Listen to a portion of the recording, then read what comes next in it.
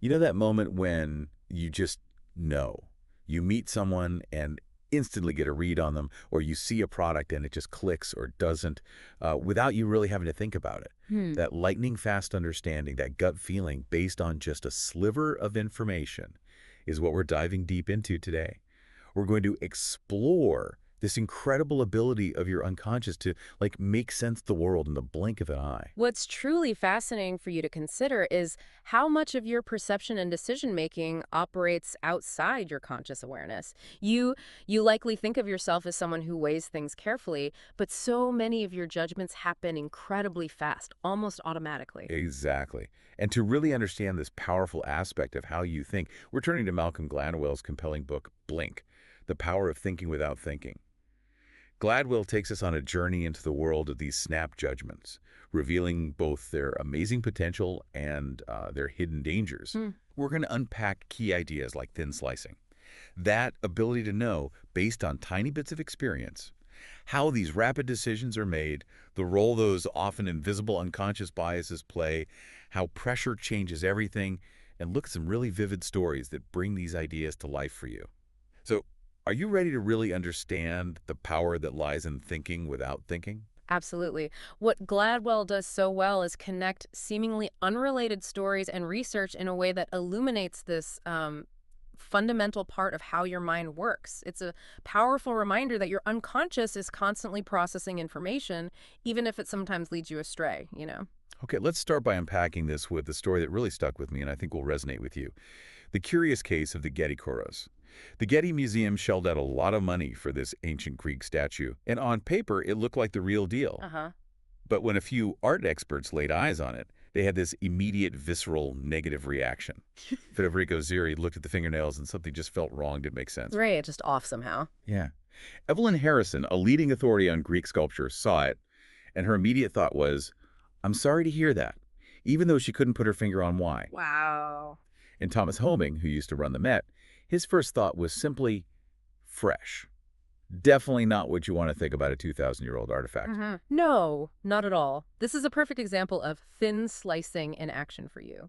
These seasoned professionals weren't consciously analyzing every stylistic nuance or the precise aging of the marble in that first instant. Right. Instead, their unconscious minds, drawing on decades of intense study and experience, picked up on subtle inconsistencies that signaled a problem. It was an intuitive alarm bell ringing, a feeling they couldn't immediately articulate to you. And as it turned out, their gut feelings were right on the money. Months of detailed research followed, and the more they scrutinized the Koros, the more red flags emerged. A strange combination of artistic styles that didn't quite fit. Even the way the feet were carved looked suspiciously modern. Eventually, they even found a similar, smaller statue that could be traced back to a known forger in Rome in the early 1980s. There was even a theory floating around about using potato mold to fake the aged look of the marble quickly. Potato mold. Really? Yeah. Ultimately, the Getty had to face the music and admit their prized Koros was likely a modern fake. It really makes you think about how potent those immediate intuitions can be, even before your conscious brain has a chance to catch up and analyze the details. Exactly. What this tells you is that your unconscious is capable of processing an immense amount of information very rapidly, identifying patterns and anomalies that your conscious mind might overlook. Think of it as having a highly sensitive, experience-tuned authenticity detector built right in. Now let's switch gears completely and think about something that's probably very relevant to you: relationships. You've likely heard of John Gottman and his famous Love Lab. He brings couples in and meticulously records their interactions using his detailed SPAFF coding system, which looks at every conceivable emotional expression second by second. Uh-huh. Very detailed. They even monitor physiological responses like heart rate and skin conductance. It's incredibly detailed conscious analysis. It is, and on the surface, Gottman's work might seem to be the opposite of snap judgments for you. He's literally dissecting interactions frame by frame. Yeah. However, what's so insightful for you to consider is that despite this incredibly granular approach, Gottman himself has become remarkably skilled at thin slicing marriages. He claims he can observe a couple for just a few minutes, even overhear them in a restaurant, and get a surprisingly accurate sense of whether they're on a path to success or struggle. That's incredible. How can he go from all that detailed data to such a rapid assessment in just a few minutes for you? Well, he's found that he doesn't need to pay attention to everything. Instead, he focuses on what he calls the four horsemen of a troubled relationship: defensiveness, stonewalling, criticism, and, most significantly, contempt. And contempt, for you to understand, is really the red flag, according to Gottman. He identifies it as the single most powerful predictor of marital woes. That feeling of superiority, that subtle or not so subtle way of looking down on your partner, it's incredibly damaging to the connection between two people. It's interesting because when I was reading about this, I tried to thin slice some interactions I've witnessed myself, and maybe you have too. Gladwell mentions a part where he watches short video clips of couples, some of whom stayed together and some who didn't. And he admits he was pretty terrible at predicting the outcomes. Oh, really? Yeah, he only got it right about half the time, basically a coin flip. That really highlights for you that it's not just about any quick judgment, it's about your ability to identify the right patterns. Gottman, through his years of research, has honed his ability to zero in on those crucial indicators. Precisely. What this shows you is that expertise allows your unconscious to recognize subtle but highly significant cues. It's similar to how those British interceptors in World War II, just by listening to the unique rhythm of German radio transmissions, the operator's fist, could identify who was sending the message, even without understanding the content. They developed a deep, unconscious understanding based on these tiny auditory fragments. Right, right. Gladwell even shares a compelling example for you of a seemingly ordinary conversation between a couple named Bill and Sue. On the surface, there's no obvious conflict. Hmm. But when a trained AFF coder analyzes it, they can point out Bill's constant defensiveness, his tendency to say yes, but to everything Sue says, and Sue's quick eye rolls and patronizing tone, all subtle but powerful indicators of contempt. Yeah, those little things. It really shows you how much information is being communicated and perceived below the level of spoken words. It truly does. Your unconscious is constantly absorbing these nonverbal signals, the fleeting facial expressions, the subtle shifts in voice, and integrating them into your overall impression of a situation or another person. Speaking of individuals with remarkable, almost uncanny abilities, let's talk about Vic Braden in tennis. This guy, a top tennis coach, had this amazing knack for predicting double faults before they even happened. That's wild. And for you to appreciate, double faults are relatively rare, so it wasn't just lucky guessing. He could call them on players he'd never seen before, watching them on television or live at a match. He was right an astonishing number of times. Braden's talent is another superb illustration of thin slicing for you. He's dedicated his life to the sport of tennis, observing countless serves over decades. His unconscious mind has become exquisitely attuned to the almost imperceptible flaws in a player's initial stance, the slight imperfection in their ball toss, the subtle way they draw their racket back, tiny deviations that act as early warning signs of an impending double fault. And here's the really mind-blowing part for you. Braden himself couldn't consciously articulate how he knew. He would literally lie awake at night trying to figure it out. Did the players stumble slightly? Did they take an extra little step? Was there a change in their muscle movement pattern?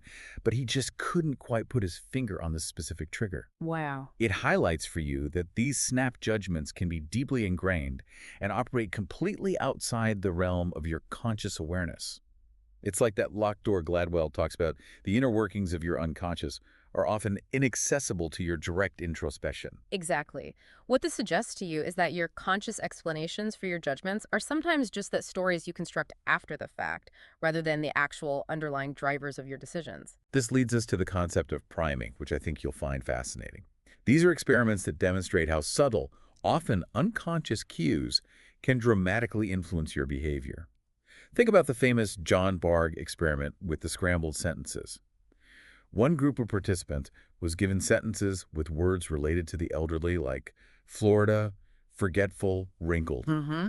And here's the kicker for you.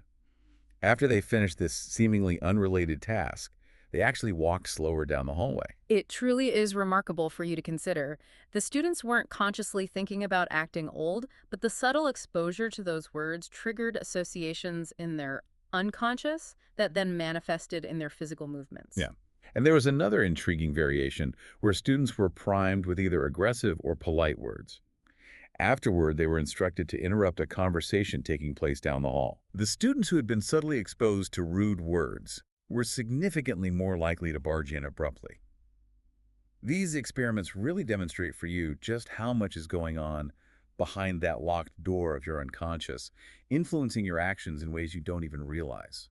What these priming experiments highlight for you is that your environment and even these seemingly insignificant linguistic cues can shape your thoughts and behaviors without your conscious awareness ever being engaged. It raises some really important questions for you to ponder about the subtle influences you're constantly exposed to in your daily life. Now let's consider something you might have experienced directly or heard about. Speed dating. It's almost the perfect setup for studying snap judgments, right? Mhm. You meet someone new, you have a very limited amount of time, and you quickly decide if you want to see them again. Right, instant decisions. People often make these decisions incredibly rapidly. Gladwell uses the phrase lost me at hello, which I think you can relate to. But then there was this interesting experiment by Iyengar and Fisman where they actually asked people to explain their choices after a speed dating event.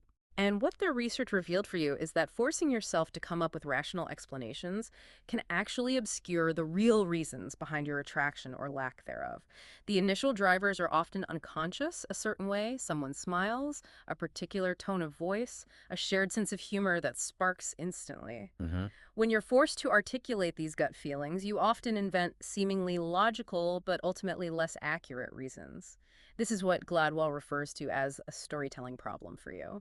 It's similar to that Mayer rope experiment he describes, where subjects unconsciously received a subtle hint that helped them solve a puzzle, but then they came up with completely different fabricated explanations for their aha moment. Right, they made up a story. We humans have this strong need to create a coherent narrative for our actions, even when we're not truly aware of the underlying influences. For you, this means you're often unaware of what's really driving your choices, but you rarely feel like you're in the dark. That's a really crucial point for you to take away. You have a natural tendency to believe you understand your own motivations, even when the evidence suggests otherwise. This can lead to a lack of self-awareness and a misunderstanding of why you make the decisions you do in various situations. This brings us to a cautionary tale that I think will make you think twice about first impressions. The Warren Harding error. Harding, who became president back in 1920, wasn't exactly known for his intellectual prowess or deep understanding of policy. His speeches were famously vague and often nonsensical. Yeah. But he definitely looked the part tall, distinguished, as one admirer put it. He looked like a senator. Hmm. And Harry Doherty, Harding's campaign manager, essentially capitalized on Harding's impressive physical appearance and booming voice to propel him all the way to the presidency. This is a classic example for you of how superficial characteristics can lead to seriously flawed snap judgments, especially when it comes to leadership. You often have an unconscious image of what a leader should look like, and when someone fits that preconceived notion, you can be easily swayed, potentially overlooking their actual abilities or lack thereof. And it's not just in the realm of politics for you. Gladwell points out the striking overrepresentation of male, white, and tall CEOs in Fortune 500 companies. Even after accounting for other factors like age and educational background, studies have shown that for men, every extra inch in height can correlate with a significant increase in salary over the course of their career. Wow, really? An inch makes that much difference. Apparently so.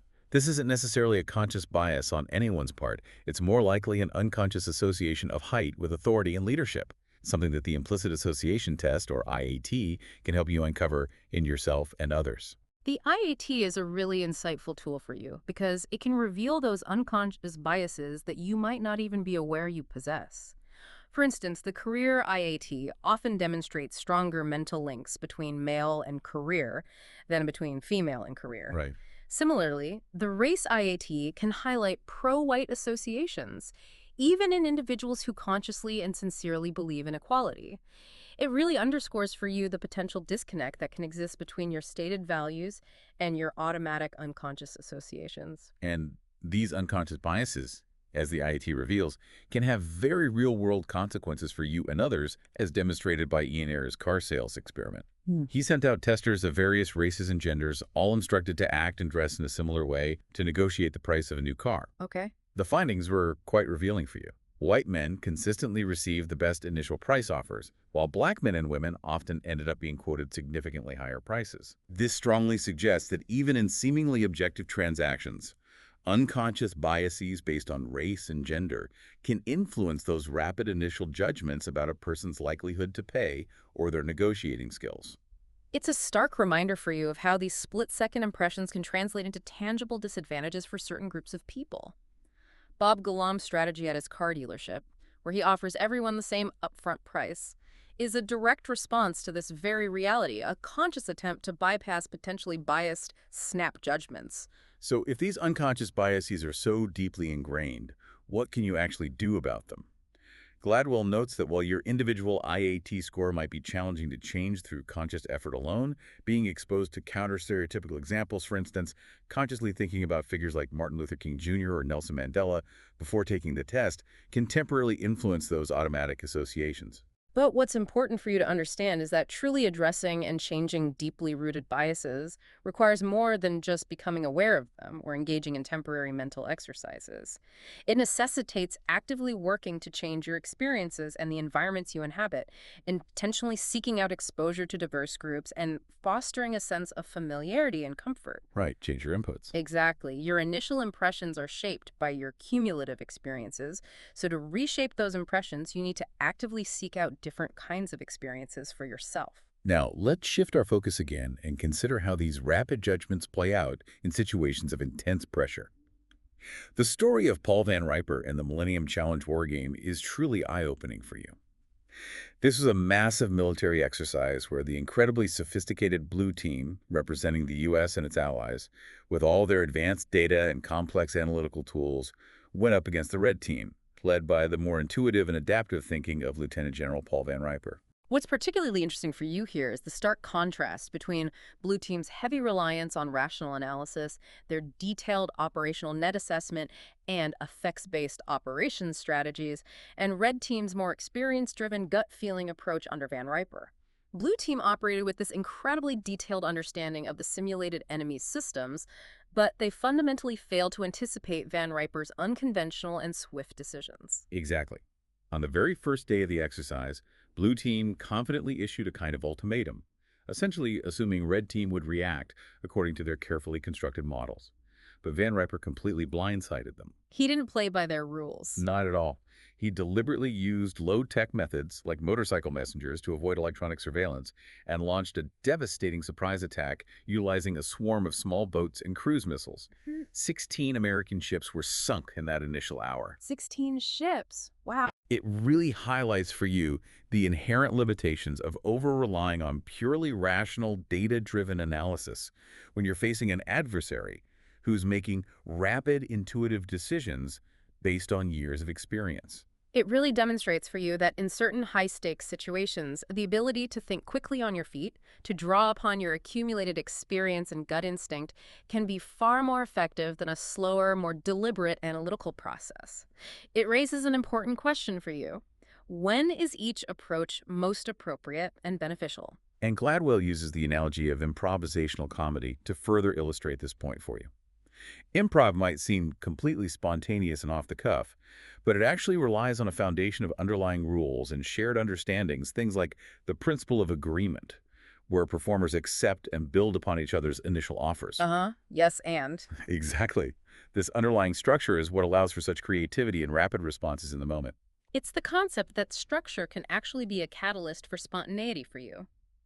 Just as Van Riper empowered his team and trusted their rapid judgment without requiring constant, centralized analysis, the established rules of improv enable performers to react swiftly and creatively in the moment. This idea is also reflected in the story of Brendan Riley at Cook County Hospital's busy emergency department, which I think you'll find insightful. He was trying to find ways to improve efficiency, especially in the critical and time-sensitive diagnosis of heart attacks. The traditional medical protocol was intricate, but often didn't provide clear-cut answers quickly enough. Yeah, time is critical there. So they explored using the Goldman algorithm, which is a much simpler tool that focuses on just a few key indicators to rapidly predict a patient's immediate risk. And there was considerable resistance from many doctors who felt that the algorithm was overly simplistic and disregarded seemingly important patient information like age and other risk factors. Right, they wanted all the data. Yeah. They operated under the belief that a decision with such high stakes should inherently involve a complex analysis of all available data for you. But Riley's key insight, and the power of the algorithm for you, was that in situations requiring rapid decision-making, especially under the intense stress and time constraints of an emergency room, having too much information can actually be detrimental. It can obscure the most critical factors that need immediate attention. Interesting. Sometimes, when you need to make a fast and accurate judgment, Less information, focused on the essentials, is truly more effective. It really challenges the common assumption you might have that more data invariably leads to better decisions. In high-pressure environments, the ability to filter out the noise and concentrate on the most crucial pieces of information becomes paramount for you. Then there's the intriguing but ultimately cautionary tale of the musician Kenna, which might give you some perspective on the music industry and beyond. He was a critical darling, enthusiastically embraced by music industry insiders based on their initial exposure to his music. These experienced professionals listened to his sound and, in a blink, thought, this artist has huge potential. The seasoned experts within the music industry, drawing upon their extensive knowledge and years of experience, had a strong and immediate positive reaction to Kenna's unique musical style. Their thin slicing abilities within their specific domain were highly developed, allowing them to recognize something they perceived as truly innovative and promising for you. But here's where it gets interesting for you. When they subjected Kenna's music to broader market research with the general public, it just didn't resonate in the same way. The average listener didn't connect with his music. So the experts loved it, but the public didn't. Yeah. This highlights for you that even highly reliable expert intuition within a specialized field might not always translate to widespread public appeal. It also touches on the idea that truly novel or groundbreaking things can sometimes be difficult for traditional market research methods to accurately capture. It really underscores for you the fundamental difference between expert intuition, which is honed by years of dedicated experience and pattern recognition within a specific field, and the often less nuanced initial reactions of the general public. It also suggests that traditional market research can sometimes be a blunt instrument, potentially failing to recognize truly innovative or unconventional ideas. Finally, we need to discuss the tragic and deeply disturbing case of Amadou Diallo, which I think will give you a sobering perspective on the potential pitfalls of snap judgments in high-pressure, ambiguous situations. This young man was fatally shot by NYPD officers who, in a matter of mere seconds, made a series of assumptions based on his appearance and his actions as they perceived them in that moment. Such a terrible story. Under the intense stress of what they believed to be a threatening encounter, their focus narrowed dramatically, and tragically, they seemed unable to accurately interpret Diallo's fear and innocent intentions. This case serves as a devastating illustration for you of how snap judgments made under extreme stress can have truly catastrophic consequences. The officer's initial rapid assessments, heavily influenced by the tense environment and the incredibly swift unfolding of events, led to a fatal misinterpretation of Diallo's behavior. Gladwell connects this heartbreaking event to the research of David Klinger, which I think is crucial for you to understand. Klinger describes a kind of temporary autism that can occur in officers under extreme stress, where their focus narrows so intensely on the perceived threat that their ability to process social cues and understand the broader context of the situation is severely impaired. Temporary autism. Wow. This tragic situation was further compounded by the lack of white space in the encounter. No time to slow down, no cover to provide a tactical advantage, and no opportunity to gather more information before reacting with deadly force. It truly highlights for you the absolutely critical role that context and established procedures play in high-stakes situations. Safer and more effective policing procedures prioritize taking time when possible, utilizing cover to create a safer environment, and gathering additional information precisely to avoid relying solely on those split-second, potentially biased and fear-driven reactions. In stark contrast to that tragic outcome, Gladwell shares the insightful story of blind auditions in symphony orchestras, which I think offers you a positive example of mitigating bias. For many years, there was a significant and undeniable bias against female musicians in major orchestras. Right, historically very male-dominated. But when orchestras began implementing blind auditions using screens to conceal the identity of the musicians, the number of women hired saw a dramatic increase. The experience of musicians like Abby Conant with the Munich Philharmonic powerfully demonstrates how removing visual cues and forcing the judgment to be based solely on the sound of the music effectively eliminated unconscious gender bias. The adoption of blind auditions is a compelling example for you of how intentionally structuring the environment in which rapid cognition takes place can significantly reduce the negative impact of unconscious bias. By simply removing irrelevant visual information, the focus is shifted entirely to the essential criterion: musical talent and ability. So as we bring this deep dive into Blink to a close, what are some of the key insights that you think our listeners should really take away? For you, I think the most important understanding is the powerful duality inherent in rapid cognition. On one hand, your ability to thin slice and make snap judgments can be incredibly efficient and surprisingly accurate, especially when it's been honed by significant experience and expertise. Uh-huh. But on the other hand, these lightning fast assessments are also particularly vulnerable to the influence of unconscious biases, the tendency to create convenient but not necessarily accurate stories to explain your choices, and the distorting effects of operating under intense stress. Absolutely. We've explored how these seemingly instantaneous decisions can have a profound impact on everything from whether a prestigious museum acquires a forged artifact to the long-term success of a marriage, and tragically, as we saw with Amadou Diallo, even on matters of life and death for you. It's a powerful reminder that while these intuitive abilities are a fundamental part of how you navigate the world, they are not infallible. Exactly. What's crucial for you is developing a better understanding of when to place trust in your initial instincts and when to exercise greater caution and be keenly aware of potential pitfalls. Recognizing your own unconscious biases and actively taking steps to mitigate their influence, as we saw with the example of blind auditions, is essential for making more sound judgments. Right. And in high pressure, ambiguous situations, prioritizing the creation of structures and procedures that allow for more information gathering and less reliance on immediate gut level reactions can be truly vital for you. So here's a final thought for you to really consider. How can you actively apply this understanding of thin slicing and the ever-present influence of unconscious bias to your own daily life? Think about the myriad judgments and decisions you make, both big and small, in your personal relationships, in your professional life, and even in how you perceive the world around you. Good question. Are there specific environments or situations where consciously implementing some screens or establishing clearer structures could help support more accurate, rapid cognition for you, potentially leading to better outcomes and maybe even a more equitable world? It's definitely something worth pondering long after this deep dive is finished.